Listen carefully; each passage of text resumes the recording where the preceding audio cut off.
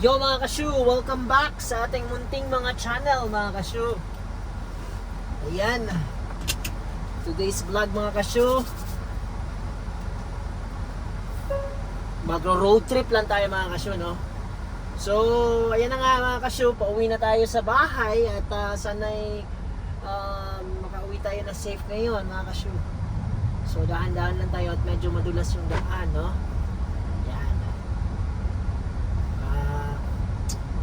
Yung pag-uusapan natin ngayon mga kasyo is itong mass deportation na nangyayari ngayon sa buong mundo, hindi lang dito sa Canada, kahit sa New Zealand, Australia, America, grabe na talaga.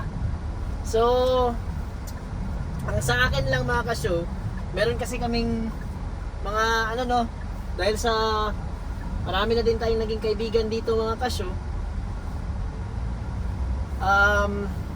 Meron tayong mga kaibigan na hindi pa sila citizen, na binigyan na sila ng notice na pauwiin na kasi pabalikin na sa Pilipinas kasi wala na silang visa mga kasyo, pa-expired na yung nila, yung working permit nila.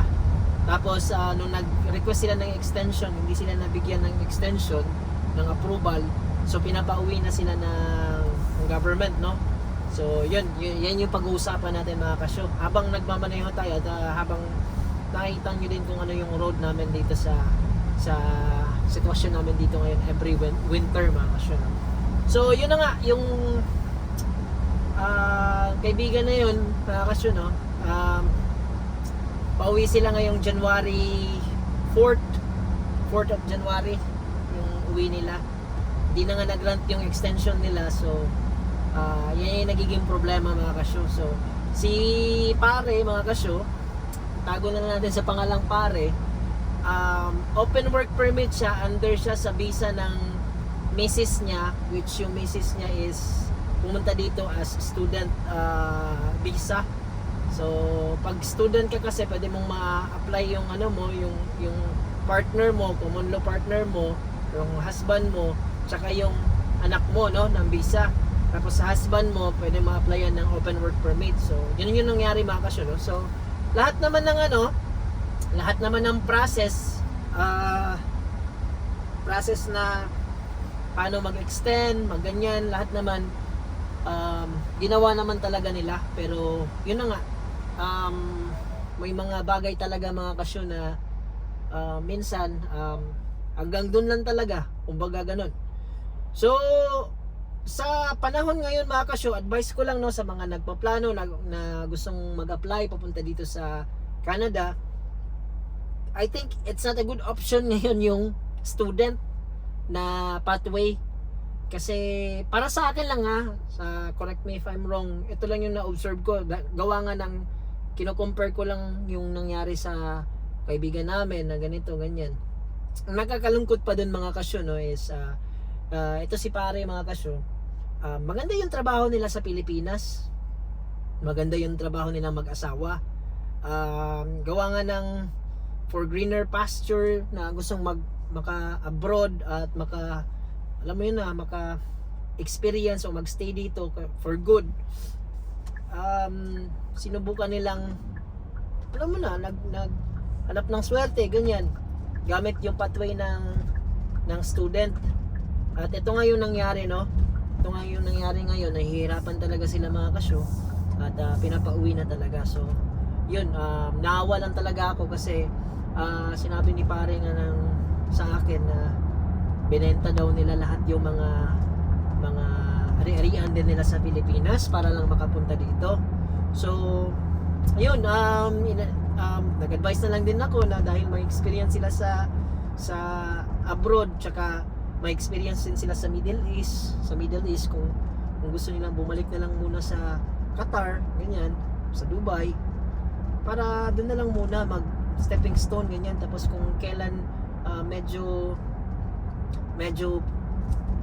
maganda na, calm na yung yung waves dito sa mass deportation, mga mass nga mga not approved na mga visa, yung mga ganyan, mga dinideny, doon na sila bumalik, no?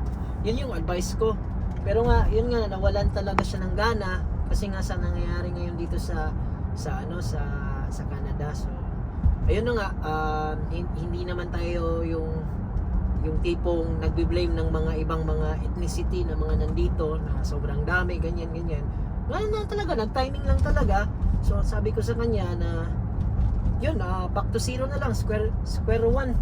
Back to square one na lang muna.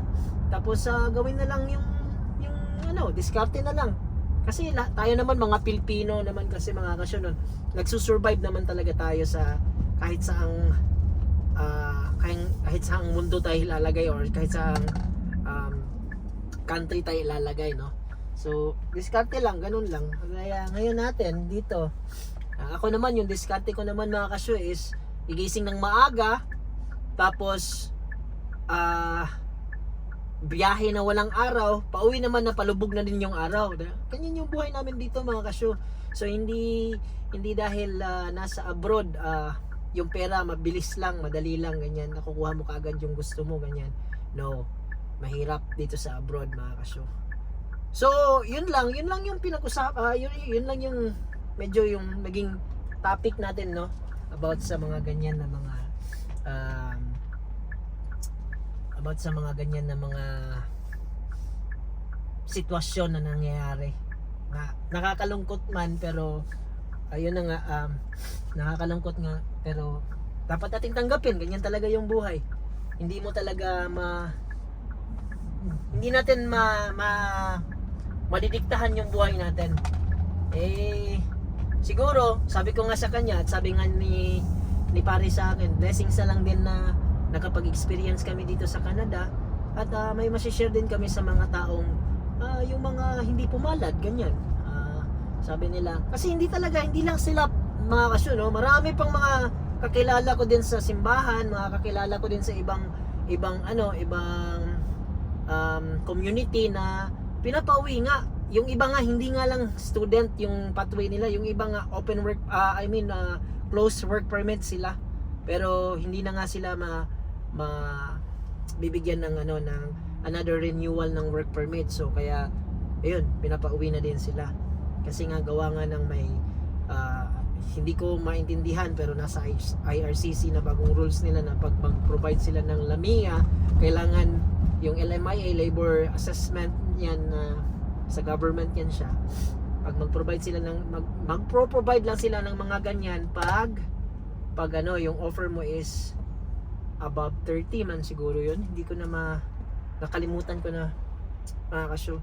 So yan, tayo pa-uwi na mga kasyo, at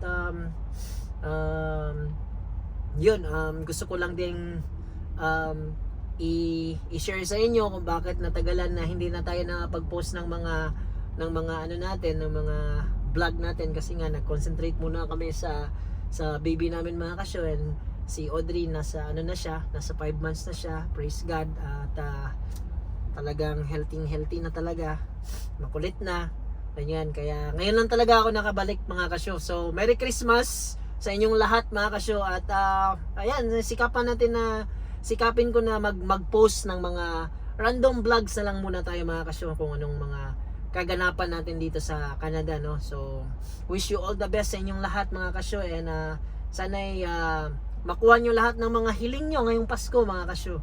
And I pray also mga kasyo na good health lang tayong lahat sa coming na bagong taon.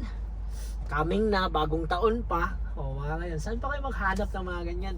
So yun, yun lang mga kasyo. At medyo medyo traffic talaga yung biyahe ngayon pa uwi. So maraming salamat mga kasyo, and ciao sa inyong lahat. Ciao!